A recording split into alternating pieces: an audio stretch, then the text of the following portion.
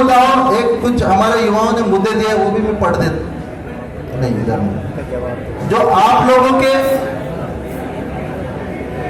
नहीं ये नहीं है। देखो आप लोगों के जो मुद्दे हैं, मैं और जो हॉस्टल का मुद्दा बताया आप लोगों ने कि वास्तव में हमारे बहुत सारे स्टूडेंट हो गए हैं और हॉस्टल की संख्या बहुत कम, मतलब कैपेसिटी बहुत कम है। तो ये है कि अगर सरकार बनी और सरकार के भीतर विधायक बना है, मंत्री बना, तो सरकार से लड़ झगड़ कर आपके लिए जो 500 सीटर हॉस्टल की मांग करी, उस मांग को मैं कमलनाथ जी से अगर मुख्यमंत्री बने तो मैं पूरा कराऊंगा कि आप लोगों से युवाओं से कहना है। और हमारे मनावर विधानसभा क्षेत्र के युवाओं की एक मांग रही है कि मनावर को जिला बनना चाहिए।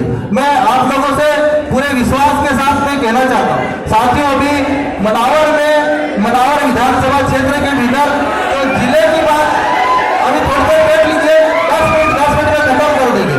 मनावर विधानसभा क्षेत्र में तो जिले का जो बात आ रही है, अगर सरकार बनी तो जिला भी बनाएंगे और वहां पर मेडिकल कॉलेज भी लेके आएंगे।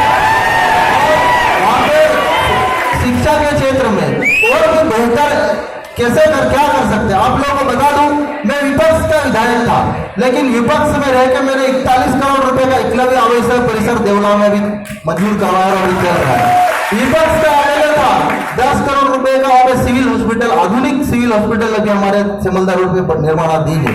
हमने उमरबंद कॉलेज सरकार ने उसको यहाँ स्टूडेंट नहीं रहता है, यहाँ स्टूडेंट की संख्या कम हो गई तो उसको निरस्त कर रहे थे। हमने उमरबंद में डिग्री कॉलेज मंजूर करवाया और जल्दी उसका बिल्डिंग बनेगा।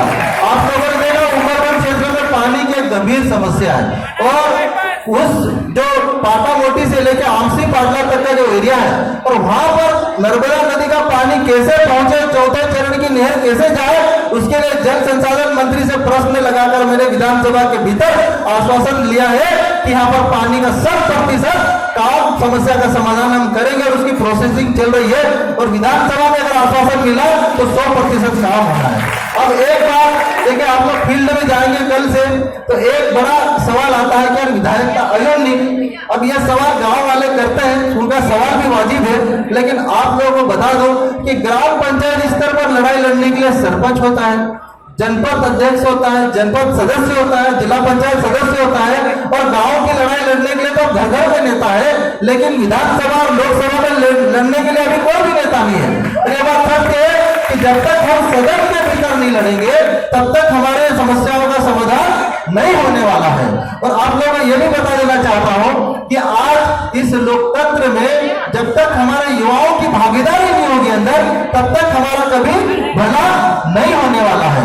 तो आप लोगों से मेरा यही अनुरोध है कि ऐसे विधायकों को अपने अपने चुने, आप ऐसे विधायकों को समर्थन करें जो लोकतंत्र में आपकी आवाज को मजबूत करे। आज डॉक्टर हीरा लावा अगर चुन के जाता है तो यह निश्चित 100% है कि मध्य प्रदेश के जितने भी बेरोजगार युवा है उसका प्रतिनिधित्व डंके की चोट पे करूंगा, आपकी लड़ाई लड़ूंगा। ये जो एक बात यह है कि पीएससी की भर्तियां नियमित नहीं होती है। कई बार 2018 की पीएससी का इंटरव्यू 2021 में हो रहा था, 2023 में हो रहा, 2019 की पीएससी हुई तो उसका इंटरव्यू हो रहा है अभी 2022-23 में। अरे हमारे कई बच्चे और एज हो जा रहे हैं, जिस टाइम पे अगर वो उम्र निकल जाएगी तो वह उससे अपात्र हो जाएंगे। तो मैं अगर अंदर गया सिस्टम में तो यह बात सत्य है कि जिस साल पीएससी की परीक्षा होगी, हमारी पूरी कोशिश रहेगी कि उसके इंटरव्यू भी जल्द से जल्द उसी साल उनके इंटरव्यू होना चाहिए और पूरी नियुक्तियां उनको मिलनी चाहिए।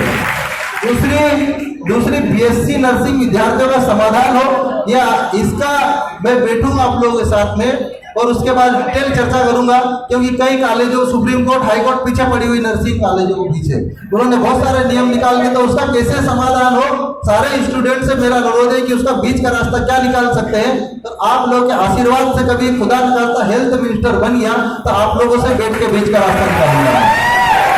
तीसरा, बैकलॉग भर्ती को प्राथमिकता। आप सभी युवाओं को, छात्रों को मैं बताना चाहता हूं कि कमलनाथ जी ने अभी घोषणा पत्र जो जारी किया है उसमें 2 लाख बेरोजगार युवाओं को रोजगार देने की बात कही है। तो मुझे पूरा भरोसा है कि इसमें 50,000 से 1 लाख जो ST/SC के बैकलॉग पद है वो भी पूरे भर्ती करेंगे और उनको जितने अभी तक बैकलॉग के पद उनको भरा जाएगा, वो विधानसभा में पहुंच जाएगा। एसआई भर्ती 2017 के बाद अभी नहीं हुई है। तो ये भी एक गंभीर विषय है कि बहुत सारे हमारे ट्रेनिंग कर रहे, रोज दौड़ रहे फिजिकल ग्राउंड में, फिजिकल की ट्रेनिंग कर करके बेचारा दौड़ दौड़ के परेशान हो गए। तो उनके लिए भी जल्दी से जल्दी भर्ती निकालने में आप लोगों की बात विधान मतलब सरकार के भीतर करूंगा, आप लोगों की पक्ष रहूंगा। एडीपीओ के इंटरव्यू, ये बात सत्य है कि एडीपीओ के इंटरव्यू अभी तक मतलब पास तो हो गए हमारे बच्चे, लेकिन एडीपीओ के इंटरव्यू नहीं हो रहे हैं। तो इसके लिए भी जो भी मदद कर सकते हैं सरकार में जल्दी से जल्दी इंटरव्यू हो, उसके लिए आप लोगों की व्यवस्था करूंगा। रूम रेंट में बढ़ोतरी हो, आवास भत्ते में बढ़ोतरी हो, बढ़ती जनसंख्या को देखते हुए 500 सीट हो और भ्रष्टाचार निष्पक्षता से जांच कराए। और भी पटवारी भर्ती, हाँ एक मुझे बड़ा मुद्दा आ रहा है कि पटवारी भर्ती जो घोटाला हुआ है उसमें ये बात सत्य है कि एक ही कॉलेज के उन्होंने टॉपर में कितने 7 लोग किया था और वो प्रक्रिया उनको निरस्त कर, अभी क्या चल रहा है उसका स्टेटस, इन्वेस्टिगेशन चल रही है। हम क्या चाहते हैं उसको निरस्त होना चाहिए कि नहीं होना चाहिए? नहीं, निरस्त नहीं होना चाहिए। जांच जल्दी से जल्दी हो और उसका निराकरण होना चाहिए, यही ना? ठीक है। इसके लिए अगर सरकार बनेगी तो इसमें कमेटी बनवाएंगे हम लोग और उस कमेटी के माध्यम से उसकी जांच जल्दी से जल्दी बाहर आए और उसमें जो भी इसका निर्णय है उसके आधार पर हम लोग निर्णय करवाएंगे। ठीक है क्या? और दोषियों को इसमें जो भी दोषी हो, हाँ ईमानदारी से जो भी बच्चे इसमें चयनित थे उनके न्याय के लिए हम लोग रास्ते बनाएंगे और उनके लिए लड़ाई लड़ेंगे। और बाकी आप लोग जैसे भी सुझाव रहेंगे नियुक्तियां जल्दी से जल्दी होगी। और बाकी देखिए ये युवा समाज तो ठीक है, एक आप लोगों से मिलने का एक मेरा सौभाग्य है कि युवा समाज कार्यक्रम के माध्यम से